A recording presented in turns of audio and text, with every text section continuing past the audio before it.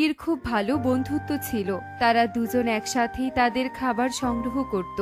হাসি, তুই পারিস বটে, তোর না বাড়িতে ডিম আছে, তুই ডিমে টানা দিয়ে খাবার সংগ্রহ করতে এসেছিস কেন? আরে মুরগি, তোর তো বিয়ে হয়নি, তুই তো এসব বুঝবি না। আমার স্বামী যে অলস, হাসি আমাকে খাবার এনে দেওয়া তো দূরের কথা, আমি ঠিক আছে কিনা সেটাও জিজ্ঞেস করে না। হাসি, এর জন্যই তো আমি বিয়ে করিনি। স্বামী বাচ্চা এসব আমার একদম ভালো লাগে না। আর তোর সব খ্যান খ্যানের রোজ রোজ আমার আর ভালো লাগে না। তুই থাক বাবা, আমি আমার খাবার পেয়ে গেছি, আমি আমার বাড়িতে চলে যাচ্ছি। এ কথা বলে মুরগি সেখান থেকে চলে যায়। আর মুরগির কথায় হাসি কিছুটা মন খারাপ করে। আমরা তো অনেক ভালো বন্ধু, তাহলে মুরগি আমার সাথে কেন এমন করে? আমি তো এখনো খাবার খুঁজেই পেলাম না, আর মুরগি আমাকে রেখে চলে গেল। আমার জন্য একটু অপেক্ষা করতে পারলো না। যাই হোক, আমি খাবার খুঁজে বাড়িতে গিয়ে ডিমে তা দেই। এরপর হাসি খাবার খুঁজে বাড়িতে চলে যায় আর ডিমে তা দিতে থাকে। দেখতে দেখতে সেই দিন পেরিয়ে যায়।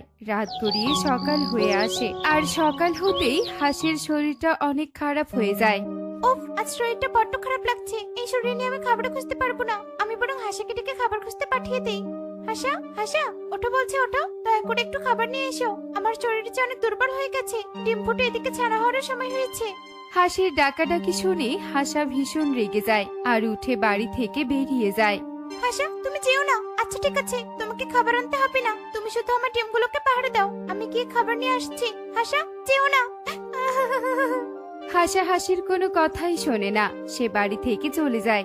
এরপর হাসি কোনো উপায় না পেয়ে ডিমগুলো নিয়ে মুরগির কাছে চলে যায়। একে হাসি, তুই ডিম নিয়ে এসেছিস যে, ডিম আবার কি করবি? মুরগি, আমার শরীরটা ভীষণ দুর্বল লাগছে, তুই একটু আমার ডিমগুলো পাহারা দে না, আমি একটু খাবার নিয়ে আসছি। না না হাসি, আমি ডিম পাহারা দিতে পারবো না, এগুলো আমার একদম ভালো লাগে না, যত সব ঝামেলা।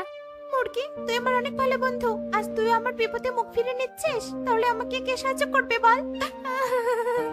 হাসির এরকম কথা শুনে মুরগির কিছুটা খারাপ লাগে, তাই সে রাজি হয়ে যায়। ঠিক আছে ঠিক আছে, তোর ডিম আমি পাহারা দিব, তবে হ্যাঁ, তাড়াতাড়ি ফিরে আসবে কিন্তু। এরপর হাসি খাবার সংগ্রহ করতে চলে যায় আর মুরগি ডিম পাহারা দিতে থাকে। কিছুক্ষণ না কাটতেই হাসির দুটো ডিম ফুটে দুটি ছানা জন্ম হয়। মা, মা, আমাদের মা। আরে, কে তোদের মা? আমি তোদের মা নই, তোদের মা খাবার আনতে গেছে। তুমি আমাদের মা, তুমি আমাদের আদর করো না মা, আদর করো।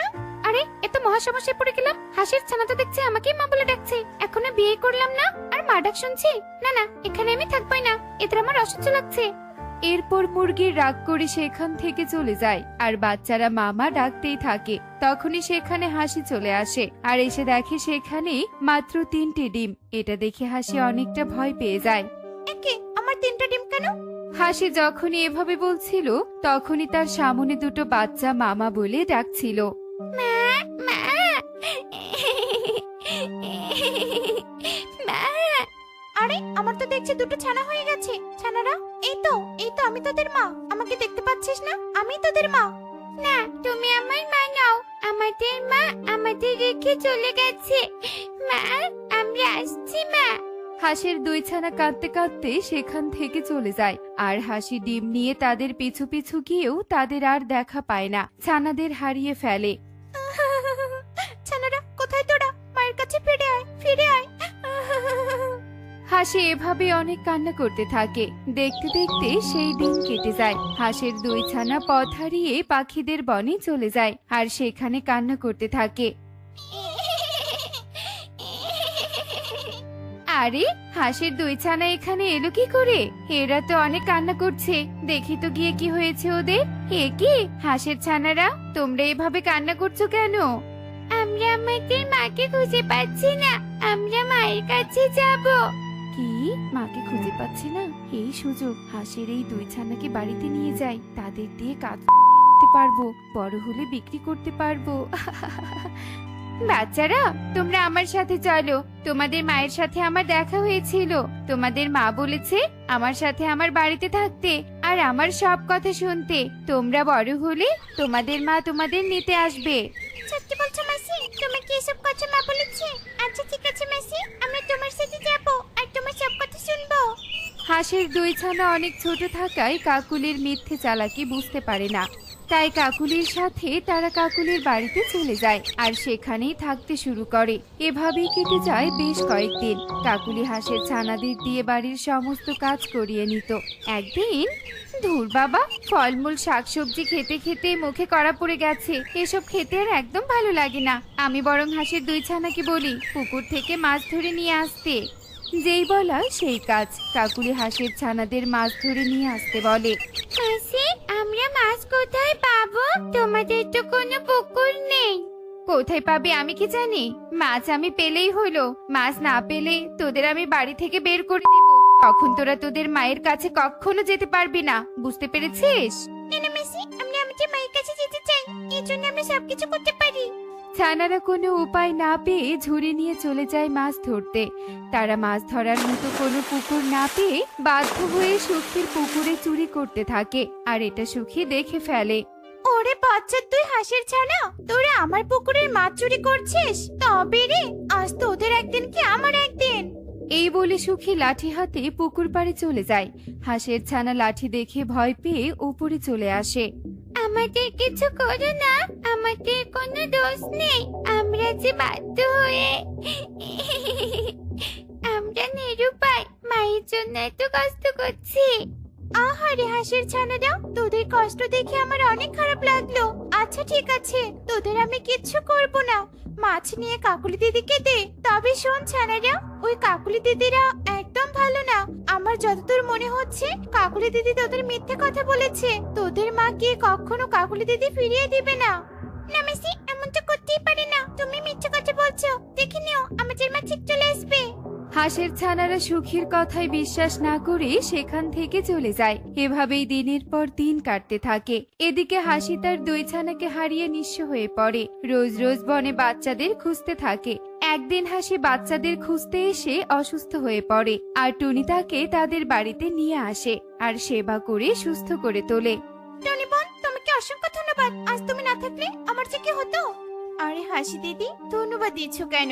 আমরা একে অপরের পাশে দাঁড়াবো, এটাই তো আমাদের দায়িত্ব। কিন্তু তোমার কি হয়েছিল সেটা বলো তো।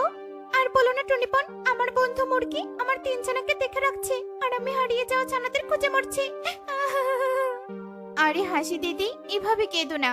আমি তোমার ছানাকে খুঁজে বের করার ব্যবস্থা করছি। এক্ষুনি তোতা দাদাকে ফোন দিতে হবে। হ্যালো তোতা দাদা। এরপর টুনি তোতাকে সব কথা খুলে বলে। তোতা হ্যান্ড মাইকিন হাতে নিয়ে উড়ে উড়ে বনে মাইকিন করছিল। একটি হারানো বিজ্ঞপ্তি, একটি হারানো বিজ্ঞপ্তি। 2টি হাঁসের ছানা হারিয়ে গিয়েছে। যে হাঁসের ছানাকে খুঁজে বের করে দিতে পারবে তাকে পুরস্কৃত করা হবে।